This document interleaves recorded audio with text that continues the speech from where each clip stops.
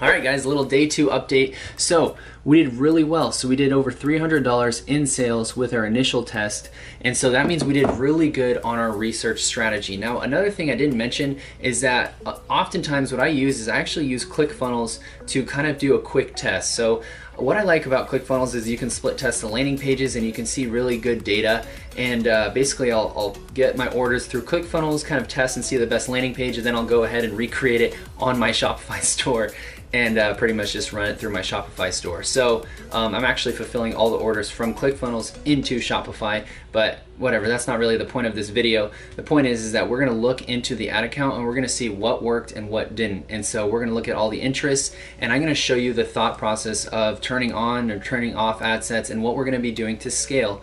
And so without further ado, let's just get into it. All right, guys, we are in the computer and it is time to go ahead and dissect this account. And first things first, let's go ahead and look at the purchases. So we had 19 purchases overall and we spent 183 and we made back $303 in sales. And so our ROAS is actually at a 1.65, which is pretty good. So pretty much when we did our testing, we did a very good job on finding really good interest. So actually what was really interesting was when I was looking into this, let me shrink this a little bit.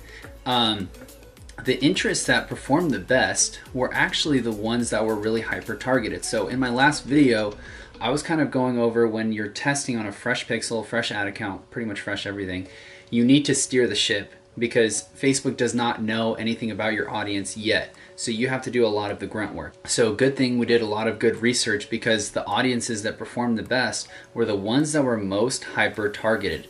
So this one has an audience size of 170,000 people, and it actually gave us 6 purchases back. So this one was very profitable at a 7 ROAS. Plant therapy, no idea why I actually chose this one. It probably looked really good on their website, but looking at this interest now, kind of looks a little funky. But 164,000 people inside that audience, and it had a really good ROAS, once again, an 8 ROAS. So the smaller audiences did much better, and logically it would make sense just because Facebook doesn't have any data. Now, if Facebook did have data, what would work better is actually going a little bit broader, because now Facebook can go and pick and choose pretty much between all of the audiences that it's scoping. It could find the customers that best match what has been already proven to convert on your pixel. But in this case, we had no conversions on our pixel. And so we had to do it this method, and good thing we did. And so pretty good. So now what I'm gonna do is I'm gonna go through all of the ad sets and show you my thought process on whether or not I'm gonna scale or kill the ad or just pretty much not touch it. And so first things first is I'm actually gonna go down to the ones that I'm gonna turn off. And so I'm gonna scroll down, and the first thing I see is actually up here. So this one had a $10 purchase and the ROAS was a 0.92. And so there's a couple things I look at first as far as KPIs, and we want to be very strict with this, that way we can get to profitability quickly. And so the 4 things I really look at is cost per click, cost per initiated checkout, obviously the ROAS, and then cost per acquisition. And so I look at those 4 things collectively in order to make a good decision. And so I'm looking at this right now and I see that the cost per initiated checkout is around $5, and for this product I'm actually looking for a cost per initiated checkout of anywhere between $2 to $3. Our average order value on this product was about $18. And so if I'm seeing that the winning assets are able to get, $2 to $3 initiated checkout, I want to kind of go for that and use that as my benchmark. And so I'm going to scroll down and I see that there's only 2 initiated checkouts, but the ROAS wasn't good and the cost per purchase wasn't that great. Even though this wouldn't be the worst idea to let it run, I'm not gonna let it run because I don't want to scale with interest. I want to scale with lookalikes. And so interests will always fluctuate. So I'm going to go ahead and turn this off. And so we're going to go ahead and scroll down. Lovely skin, again, a $10 per purchase, 87-cent click, not bad. But another big thing is that there's only 1 initiated checkout. And so when I see that as pretty much it's almost like a lucky sale. And if I have a lot of cost per initiated checkouts, then that's a very good sign. That means there's a lot of life and a lot of pretty much buyers in that audience. And so this is not the case. So I'm going to turn that off. And so I'm going to go through again, see, okay, over $1 a click. a dollar-ish click is not bad if I see that it has really good profitability. Once again, this one doesn't meet our criteria, so we're gonna turn it off.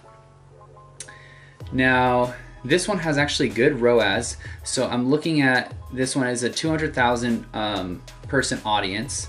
It's a per purchase of $11. And our cost per click is 53 cents, and our cost per initiated checkout is around $5. But our ROAS is 1.95. And so this one is right on kind of the fence. I'm gonna go ahead and leave it. This one is definitely on the fence, but I'm gonna leave it for now. And now this one, a 2 ROAS, but $2.62 cost per initiated checkout, and it's in a big audience. And so what I'm gonna do is I'm actually gonna leave this, and I'm gonna go ahead and let this run. And so this one is good.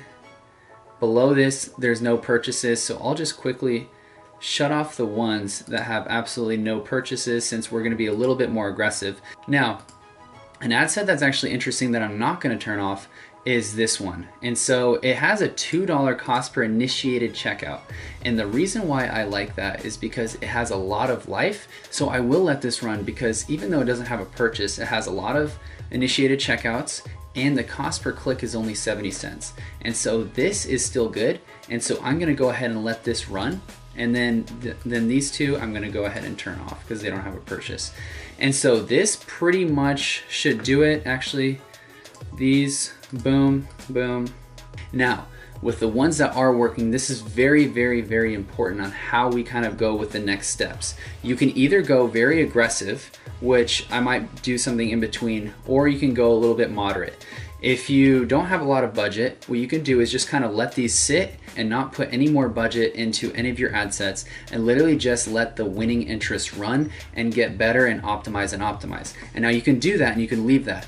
Or what you could do is exactly what I'm about to do, is I'm gonna create lookalikes. So I actually have filters on my ad account right now, not showing the lookalikes that I made, just because I didn't want to get this confused. So I went ahead and made the lookalikes just because it's just a boring process. You guys don't really care about seeing that.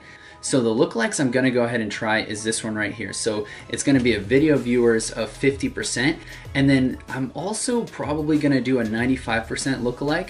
We had barely enough, we had 104, which is right on the fence, but I really like video lookalike video viewers, because people, I mean, if they stick to the end of the video and it's not like the most exciting video, you know, you obviously wanna make it engaging, but if they stick to the end of it, I mean, you know that first of all, they were very interested, and second of all, we want more people just like that.